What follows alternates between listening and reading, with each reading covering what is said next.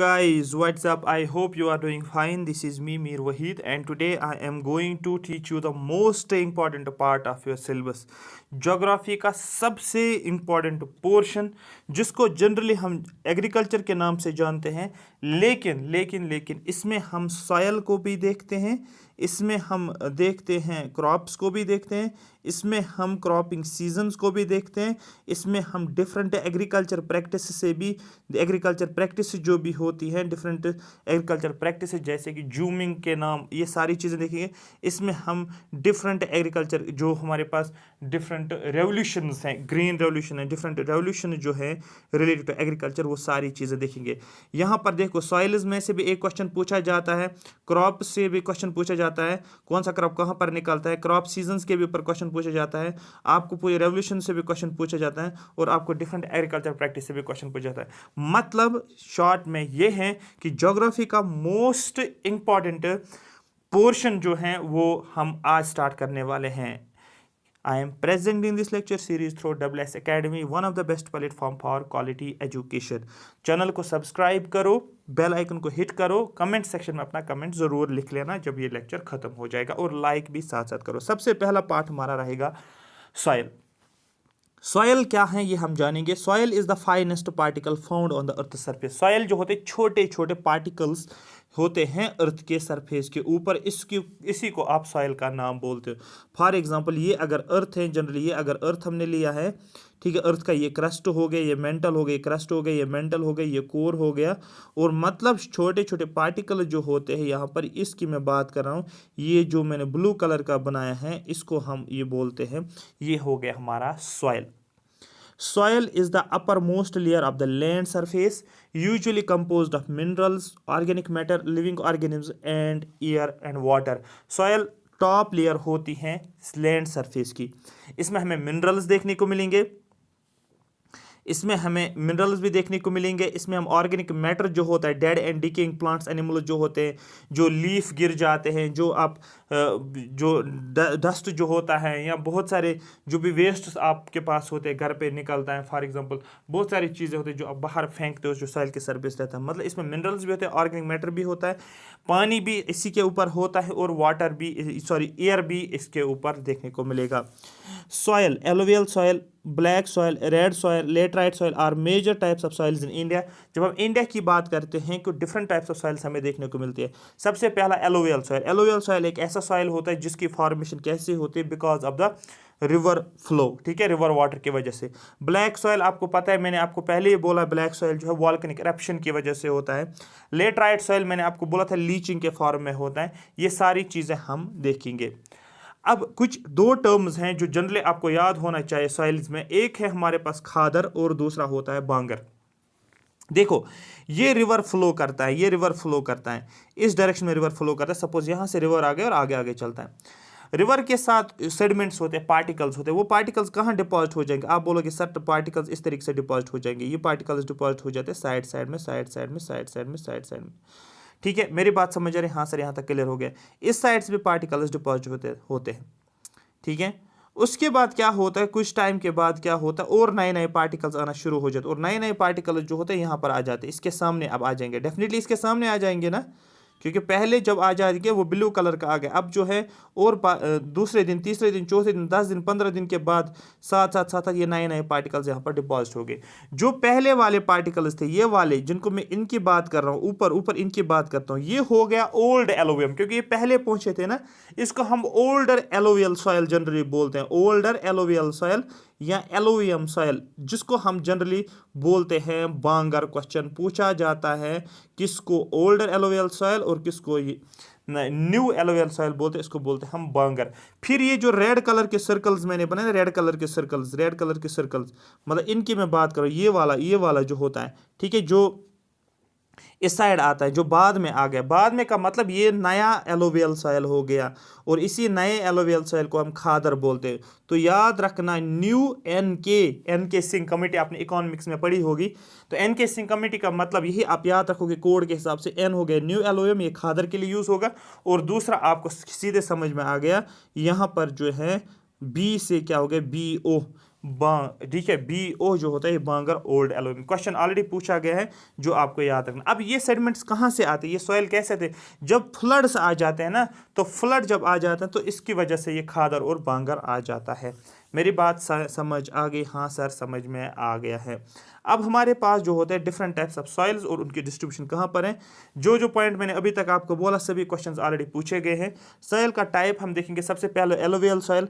Alluvial soil कहाँ कहाँ पर डिस्ट्रीब्यूटेड है, गंगा ब्रह्मपुत्र रिवर वैलीज के थ्रू। याद रखना, गंगा ब्रह्मपुत्र रिवर वैली जो है वहाँ पर हमें एलोवियल सॉइल देखने को मिलेगा।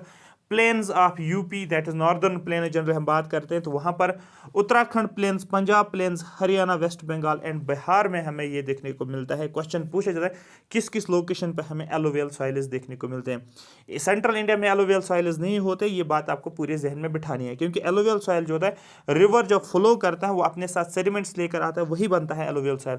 इस एलोवियल सॉइल में क्या होता है, इसमें पॉपुलेशन डेंसिटी ज़्यादा होती है, क्योंकि ये क्रॉप्स के लिए यहाँ पर क्रॉप्स ग्रो होते हैं। किसकी जगह पर आपको देखने को मिलेगा, आपको बोलना है यहाँ पर इन एरियाज में राइस कल्टिवेशन आपको देखने को मिलेगा। और आपको पता है राइस जो है यूपी में निकलता है, वेस्ट बंगाल में निकलता है। वीट की बात करेंगे, शुगर केन की बात करेंगे और ऑयल सीड्स के लिए ये सॉइल इंपॉर्टेंट होता है। दूसरा सॉइल अगर बात करेंगे ब्लैक सॉइल।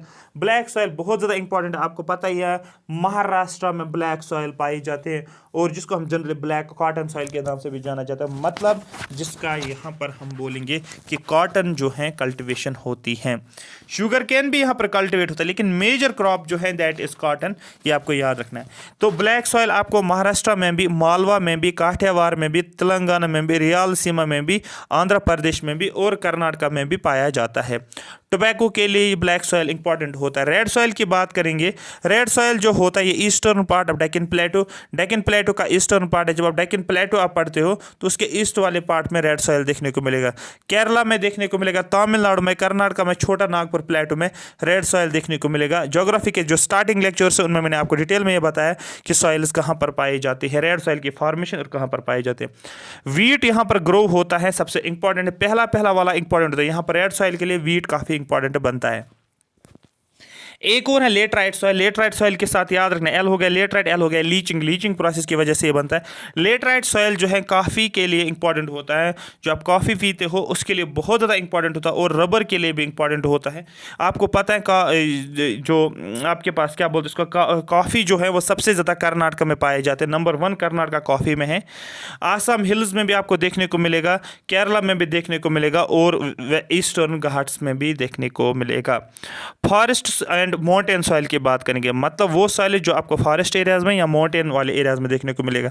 यहाँ पर भी कॉफ़ी आपको देखने को मिलेगी। टी के लिए भी इंपॉर्टेंट है, जैसे कि आपको पता है जम्मू एंड कश्मीर का बेल्ट जो है वहाँ पर आपको फॉरेस्ट सॉइल देखने को मिलेगी। हिमाचल प्रदेश वाला एरिया, उत्तराखंड और सिक्किम वाला एरिया, और ईस्टर्न एंड वेस्टर्न घाट्स भी देखने को मिलेगा। ठीक है। एरिड और डेजर्ट सॉइल्स, मतलब वो ड्राई एरियाज या डेजर्ट सॉइल्स, यहाँ पर आपको बात करेंगे। जैसे कि राजस्थान की बात करेंगे वहाँ पर आपको देखने को, नॉर्दर्न गुजरात ये भी ड्राई एरिया रहता है, साउथ पंजाब जो है वो भी ड्राई एरिया रहता है। इसमें मिलेट्स, बार्ले, कॉटन, जिनको आपको ज़रूरत नहीं पड़ती है ज़्यादा पानी की, मिलेट्स की, बार्ले की बात करेंगे, पल्सेस की बात करेंगे। पीटी जिसको आप मार्शी सॉइल के नाम से भी जाना जाता है, जूट के लिए इंपॉर्टेंट है, पैडी के लिए इंपॉर्टेंट है। ये कहाँ पर है, डिस्ट्रिक्ट याद नहीं रखोगे आप, सीधे केरला याद रखोगे, तमिलनाडु याद रखोगे, उड़ीसा याद रखोगे, सुंदरबंस वेस्ट बंगाल याद रखना है, और बिहार के कुछ इलाके भी याद रखना है। ठीक है।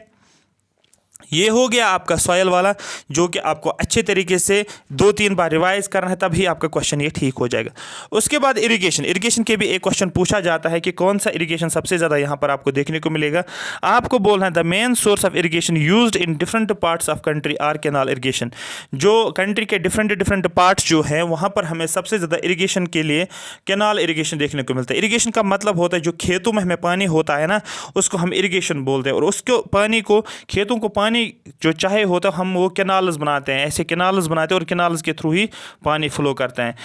वेल इरिगेशन भी देखने को मिलता है और टैंक इरिगेशन भी देखने को मिलता है। तो 3 तरीके आपको याद रखने हैं जो हम इरिगेशन प्रोवाइड करते हैं। वेल्स के थ्रू हम ट्यूबवेल्स बनाते हैं, कैनाल्स क्रिएट करते हैं और टैंक्स क्रिएट करते हैं। Canal irrigation is the second most important source of irrigation in the country. Canal irrigation जो है ये सेकंड सोर्स ऑफ इरिगेशन है, तो दैट मीन्स कैनाल इरिगेशन भी हम प्रोवाइड करते हैं। Percentage of area under canal irrigation 24% country को इरिगेट करता है, 24% एरिया को। तो सबसे ज़्यादा किस से हम इरिगेट करते हैं, मतलब कौन सा इरिगेशन हम यूज़ करते हैं सबसे ज़्यादा, आपको बोलना है वेल इरिगेशन, डब्ल्यू सबसे पहले, दैट मीन्स वही सर आप याद, डब्ल्यू से वही सर, डब्ल्यू से वेल, तो आपको याद रखना नंबर फर्स्ट में वेल इरिगेशन सबसे ज़्यादा कंट्रीब्यूट करता है इरिगेशन में। क्वेश्चन ऑलरेडी पूछा गया है। जनरली हम बोलते हैं किनाल इरिगेशन, बच्चों के जहन में किनाल आता है, किनाल के थ्रू ज़्यादा पानी होता है यूज़, नहीं, सबसे ज़्यादा इरिगेट जो करता है वो वेल इरिगेशन से ही होता है। Most important source of irrigation, it contributes about 62% of the net irrigated area in India. Tank का भी यूज़ करता है, तो दैट मीन सबसे पहले वेल इरिगेशन, उसके बाद कैनाल इरिगेशन, ठीक है, और उसके बाद टैंक इरिगेशन, ठीक है। ये आपको इस ऑर्डर में याद रखना है। ऑर्डर पता होगा क्वेश्चन ठीक हो जाएगा, ऑर्डर पता नहीं होगा तो यहाँ पर आपको समझ नहीं आएगा। ए टैंक इज़ ए नेचुरल और मैन मेड हॉलो, ये हॉलो एक होता है, एक गड्ढा आप खोदते हो, आप बोल सकते हो, on the surface, developed by construct a small bund, या तो स्मॉल बंड बनाते हो अक्रॉस स्ट्रीम, या स्ट्रीम के अक्रॉस जो रिवर फ्लो करता है वहाँ पर आप क्या बनाते हो, कोई इसके आसपास एक टैंक बनाते हैं जहां पर पानी को स्टोर करते हैं। अब हम आगे आ जाते हैं different types of farming. Farming का मतलब क्या होता है, कौन कौन सी फार्मिंग कहाँ पर की जाती है, और हमें यही समझना है जहाँ से आपका क्वेश्चन बनता है, वो होगा ये वाला टेबल। और भी मैं कुछ बोलूँगा जो जो इंपॉर्टेंट पॉइंट्स है जहाँ पर क्वेश्चन पूछा जाता है। Agriculture is an age old economic activity in country, आपको पता है सबसे ज़्यादा इकोनॉमिक एक्टिविटी जो है इंडिया में देखने को मिलता है वो है एग्रीकल्चर। और ये पहले एंशिएंट टाइम में से ही यहाँ पर आपको, जब आप हड़प्पन सिविलाइजेशन पढ़ते हैं तो आपने देखा वो एग्रीकल्चर एक्टिविटीज़ करते हैं, वहाँ पर वीट बार्ले को प्रोड्यूस करते हैं, फिर उसको एक्सपोर्ट करते हैं मेसोपोटामिया के साथ। तो दैट मीन्स जो है, जो हमारे पास एंशिएंट इंडिया से ही एग्रीकल्चर जो है एक इंपॉर्टेंट इकोनॉमिक एक्टिविटी कंसिडर की जाती है। Over these years cultivation methods have changed significantly depend upon the characteristic of physical environment, technology, Noon how and socio economic practices, ठीक है। लेकिन आहिस्ता आहिस्ता क्या हो गया, मेथड्स ऑफ कल्टिवेशन हमने चेंज करना शुरू कर दिया। कैसे? क्योंकि नई नई टेक्नोलॉजीज आने लगी, इन्वायरमेंटल चेंज हमें देखने को मिलती है, ठीक है। बहुत सारे जो प्रैक्टिसेस को हमने फॉलो करना शुरू कर दिया विद टाइम टू टाइम, ठीक है। Farming varies from subsistence to commercial, subsistence से कमर्शियल में हम आ गए। जैसे कि पहले हम एग्रीकल्चर कर रहे थे अपने पर्पज़ के लिए, अपने पर्पज़ इन द सेंस के लिए खाना, फॉर एग्जाम्पल हम राइस कल्टिवेशन करते थे खुद को खाने के लिए, हमारा एक साल निकल जाए अच्छे से और हम खुद पे ही उसको खर्चा करें, उतना निकलता था कि जो हम खुद के लिए यूज़ करेंगे। लेकिन आहिस्ता आहिस्ता हमने और प्रैक्टिस अडॉप्ट की है और हमने इसको कमर्शियल टाइप बना लिया। मतलब इतना राइस हम निकालने लगे कि जिसको क्या हमने एक तो खुद की भी खाते हैं और दूसरा हमने इसको बेचना भी शुरू कर दिया। तो दैट मींस ये हो गया सब्सिस्टेंस टू कमर्शियल के लिए हम गए। या हम पहले राइस को ही कल्टीवेट करते थे और खुद को खाते थे, उसके साथ साथ हमने और भी फॉर एग्जाम्पल सैफरॉन कल्टीवेशन करने की शुरू कर दी। सैफरॉन कल्टीवेशन का मतलब हम बोलेंगे कि हम बेचने के लिए अब सैफरॉन जो है प्रोड्यूस कर रहे हैं। तो हमने क्या किया, सब्सिस्टेंस के से लेकर कमर्शियल टाइप्स के लिए यूज़ किया जाता है।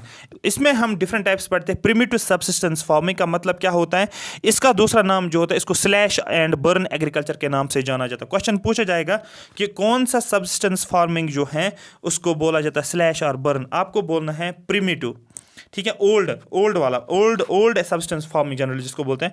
Farmers clear A patch of land, farmers क्या करते हैं, ये लैंड को क्लियर करते हैं, कट करते हैं, ठीक है। And produce cereals, sorry cut नहीं करते, मतलब लैंड को साफ करते हैं, ये प्लॉट उन्होंने लिए, इसको क्लियर करते हैं, साफ करते हैं, एंड प्रोड्यूस सीरियल्स, और फिर सीरियल्स को प्रोड्यूस करते हैं और बाकी फूड क्रॉप्स अपनी फैमिली के लिए वो सर्वाइव कर सकें। When the soil fertility decrease, जब सॉइल क्या होती है वो डिक्रीज हो जाती है, इसकी फर्टिलिटी खत्म हो जाती है सॉइल की, the farmer shift to clear fresh patch of land, उसके बाद किसी और जगह चले जाते हैं। अगर यहाँ पर ट्रीज वीज होंगे तो उनको कट कर लेते हैं, क्लियर करते हैं नया प्लॉट को। सपोज 3 साल यहाँ पर इन्होंने किया है कल्टिवेशन, अब सॉइल की फर्टिलिटी कम होगी, अब यहाँ पर कल्टिवेशन नहीं हो रही, अब ये दूसरी जगह पर शिफ्ट हो रहे और वहाँ पर क्या कर रहे हैं, प्लॉट ऑफ लैंड को बना रहे हैं, नया प्लॉट ऑफ लैंड, ठीक है। This type of shifting allows nature to replenish the fertility of the soil, क्योंकि जब ये इस लोकेशन ए से लोकेशन बी में चले जाते हैं तो 3-4 साल करेंगे कहाँ पर, बी में कल्टिवेशन, तब तक जो है ये प्लॉट ए जो है यहाँ पर ये इसकी फर्टिलिटी फिर से वापस आनी शुरू हो जाती है, क्योंकि क्या होता है ना, रिप्लेनिश होती है फर्टिलिटी, सॉइल की फर्टिलिटी जो है वापस आ जाती है कुछ टाइम के बाद। Land productivity in this type of agriculture is low, क्योंकि इस टाइप ऑफ ये जो एग्रीकल्चर होती है 2-3 साल लैंड की प्रोडक्टिविटी कम होती है। अगर कितना भी बड़ा लैंड होगा ना, स्टिल इनमें जो है 5 या 10 आप बोल सकते हो बोरियां है राइस निकल सकता है। इस तरीके से आप इस एंगल से आप समझो, लैंड ज़्यादा है लेकिन कल्टिवेशन कम हो रही है, मतलब प्रोडक्टिविटी कम निकलती है, क्योंकि सॉइल की उतनी फर्टिलिटी नहीं है। हम बोल सकते हैं सॉइल की फर्टिलिटी, लेकिन फर्टिलाइजर्स का यूज़ नहीं किया जाता है, कोई modern input high yielding seeds का यूज़ नहीं किया जाता है, इसलिए इसको प्रिमिटिव के नाम से जाना जाता है। क्योंकि यहाँ पर फार्मर जो होते हैं लो एग्रीकल्चर प्रोड्यूस होता है और यहाँ पर कोई फर्टिलाइजर कोई मॉडर्न इनपुट्स का यूज़ नहीं किया जाता है। It is known by different names in different parts of the country. आपको पता है इस स्लैश या शिफ्टिंग कल्टिवेशन या बर्न एग्रीकल्चर जिसको बोला जाता है, इसको अलग अलग कंट्री में अलग अलग नामों से जाना जाता है। जैसे कि इंडिया में अलग अलग नामों से जाना जाता है, यूएसए में अलग अलग नामों से जाना जाता है, मैक्सिको में अलग अलग नामों से जाना जाता है, इंडिया में भी स्टेट्स में अलग अलग नामों से जाना जाता है। जैसे कि नॉर्थ ईस्टर्न स्टेट्स की अगर बात करेंगे वहाँ पर जनरली इसको जूमिंग के नाम से जानते हैं, जैसे कि आसाम, मेघालय, मिजोरम, नागालैंड, ठीक है। मणिपुर में इसको पामलुआ के नाम से जाना जाता है, ठीक है। छत्तीसगढ़ में इसको दीपा के नाम से जाना जाता है और अंडमान एंड निकोबार में भी इसको दीपा के नाम से जाना जाता है। बहुत ज़्यादा इंपॉर्टेंट है, क्वेश्चन पूछा जाएगा। Shifting cultivation is also called as Dipa in which the following state, फिर नीचे लिखा होगा छत्तीसगढ़, आपको बोलना यस छत्तीसगढ़ इसमें है। लेकिन अगर हम बात करेंगे वर्ल्ड लेवल पे, इसको हम क्या बोलते हैं, स्लैश एंड बर्न एग्रीकल्चर, इसको हम मिल्पा के नाम से भी जाना जाता है। एम हो गया मिल्पा, एम हो गया मैक्सिको, ये आपको याद रहेगा, सेंट्रल अमेरिका की कंट्री है, वहाँ पर इसको मैक्सिको में मिल्पा के नाम से जाना जाता है, जिसको हम यहाँ पर शिफ्टिंग या जूमिंग हम बोलते हैं, ठीक है। ठीक है, कौन को कहाँ वेनेजुला में बोला जाता है रोका, ठीक है। रोका ब्राज़ील में पूछा जाता है, मैसोल सेंट्रल अफ्रीका में, लाडेंग इंडोनेशिया में। ये क्वेश्चन ऑलरेडी पूछा गया है, एक पूछा गया है मिल्पा के ऊपर क्वेश्चन पूछा गया है जो मैक्सिको आपको याद रखना है, और दूसरा लाडेंग इंडोनेशिया में इसको पूछा जाता है। रे सन रे के हिसाब से याद रखो, इसको वियतनाम के नाम जाना जाता है। In India this primitive form of cultivation is called as Bewar और दहिया इन एमपी। एमपी में इसको क्या नाम दिया जाता है, इसको हम बोलते हैं बेवार या दहिया के नाम से जाना जाता है एमपी में, ठीक है। एमपी में पोडू और पेंडा, आंध्र प्रदेश में इसको बोला जाता है पम्मा दाबी, टीना डाबी नहीं, पम्मा दाबी। और कोमान ये कहाँ पर, यहाँ इसको ब्रिंगा इन उड़ीसा में बोलते हैं, उड़ीसा में इसको अलग से नाम से जानते हैं, ये अलग अलग नाम है उड़ीसा के इसके, ठीक है। कुमारी इन वेस्टर्न घाट्स में, वेस्टर्न घाट्स में कुमारी के नाम से जानते हैं, ठीक है। वाल रे और वाल ट्रे इन साउथ ईस्टर्न राजस्थान, अलग अलग जगहों पर अलग अलग इसको बोला जाता है, ठीक है। किहिल इसको हिमालयन बेल्ट में पूछा जाता है, कोरुवा इन झारखंड में, और जूमिंग इन नॉर्थ ईस्टर्न रीजन में। देखो आप एक जूमिंग रखोगे, इसका नाम याद, सबसे पहला स्लैश या बर्न एग्रीकल्चर का दूसरा नाम जूमिंग है। इसको मिल्पा के नाम से जानते हैं, कहाँ पर आपको बोलना है मैक्सिको में। इसको हम जनरली बोलते हैं लाडेंग इंडोनेशिया में, ये क्वेश्चन पूछा गया है। इसको हम जो हैं जूमिंग नॉर्थ वेस्टर्न स्टेट में पूछा जाता है, ये क्वेश्चन पूछे गए, बाकी दहिया वहिया नहीं पूछा गया है, ठीक है। ये था कमर्शियल, ये था प्रिमिटिव सब्सिस्टेंस। लेकिन अब इंटेंसिव सब्सिस्टेंस, प्रिमिटिव का मतलब है यहाँ पर हमारे पास प्लॉट ऑफ लैंड है लेकिन प्रोडक्टिविटी बहुत कम है, प्रोडक्टिविटी कम है, लेकिन अब इंटेंसिव हम करेंगे, इंटेंसिव सब्सिस्टेंस फार्मिंग। अब देखो यहाँ पर this type of farming is practised in areas of high population, उन एरियाज में जहाँ पर पॉपुलेशन बहुत ज़्यादा होती है, जहाँ पर लैंड के ऊपर प्रेशर बहुत ज़्यादा देखने को मिलती है। लैंड के ऊपर प्रेशर का मतलब काफ़ी ज़्यादा पॉपुलेशन इस एरिया में रहती है। It is labour intensive farming, यहाँ पर लेबर बहुत ज़्यादा होते हैं। Where high dose of biochemical inputs, बहुत ज़्यादा इनपुट्स का यूज़ करते हैं, इरिगेशन फैसिलिटी भी होती है और इसकी वजह से हाई प्रोडक्टिव होती है। डेफिनेटली लेबर ज़्यादा है, यहाँ पर इनपुट्स का यूज़ भी किया जाता है, हाई यील्ड वैरायटी सीड्स आप बोल सकते हो, इरिगेशन भी यहाँ पर प्रोवाइड किया जाता है, जिसकी वजह से प्रोडक्शन ज़्यादा हो रही है, इसलिए इसको इंटेंसिव बोला जाता है। Plantation is also type of commercial farming, जब आप प्लांटेशन कॉफ़ी की बात करते हैं, टी की बात करते हैं, ठीक है, ये सारे हो गए प्लांटेशन क्रॉप्स। और जब हम प्लांटेशन करते हैं ये भी कमर्शियल फार्मिंग के साथ आता है, मतलब ऐसी फार्मिंग जिसका हम फिर बेचते भी हो, एक्सपोर्ट इंपोर्ट करते हो मार्केट में। In this type of farming a single crop is grown on a large area, एक बड़ा सा एरिया लिया, एक हमने क्या लिया, राइस ही कल्टिवेट किया। The plantation has an interface of agriculture industry, plantation में हमें एग्रीकल्चर इंडस्ट्री का जरूरत पड़ता है, मतलब दैट मीन्स ये एक इंटरफेस है, ठीक है, किसका, एग्रीकल्चर और इंडस्ट्री का, वो है प्लांटेशन। एक और टाइप है कमर्शियल फार्मिंग, आपको कमर्शियल एक्टिविटीज़ आप करते हो इसमें, जैसे कि मैं बोलता हूँ आपने क्या किया, जैसे कि पंजाब हरियाणा यूपी ले लो, ठीक है, ईस्टर्न यूपी आप ले लो, तो वहाँ पर हमने क्या किया, हमने यहाँ पर वीट का यूज़ किया है, और इस वीट में हमने क्या किया, इसमें हमने HYV सीड्स का यूज़ किया, HYV high yield variety seeds का यूज़ किया इन इसके लैंड पे, और हमने इरिगेशन फैसिलिटी प्रोवाइड की है, जिसकी वजह से हमने फर्टिलाइजर्स का यूज़ किया, जिसके हमने इंसेक्टिसाइड पेस्टिसाइड्स का यूज़ किया, जिसकी वजह से प्रोडक्टिविटी काफ़ी ज़्यादा आपको देखने को मिलेगी। और फिर आपने क्या किया, एक तो इंडिया में भी लोगों ने यूज़ किया और आप बाकी एक्सपोर्ट भी करते गए, जिसको बोलते हैं कमर्शियल फार्मिंग आपने की है। The main characteristic of this type of farming is the use of high doses of modern inputs, that's high yielding variety seeds, chemical fertilizers, insecticides, pesticides in order to obtain higher productivity. In India, tea, coffee, rubber, sugar cane, banana are important plantation crops. Question पूछा जाता है which of the following is a plantation crop. आपको लिखा जाएगा millets, आपको पूछा जाएगा coffee, आपको पूछा जाएगा और भी कोई आपको कॉफ़ी को टिक करना है, मिलेट्स को टिक नहीं करना है. रबर, शुगर कैन, ये सारे प्लांटेशन, मैं आपको लिस्ट बताऊंगा प्लांटेशन क्रॉप्स कौन से होते हैं और हमारे पास नॉन प्लांटेशन क्रॉप्स कौन से होते हैं. ठीक है. टी इन आसाम, सबसे ज़्यादा टी निकलते हैं आसाम और बंगाल में.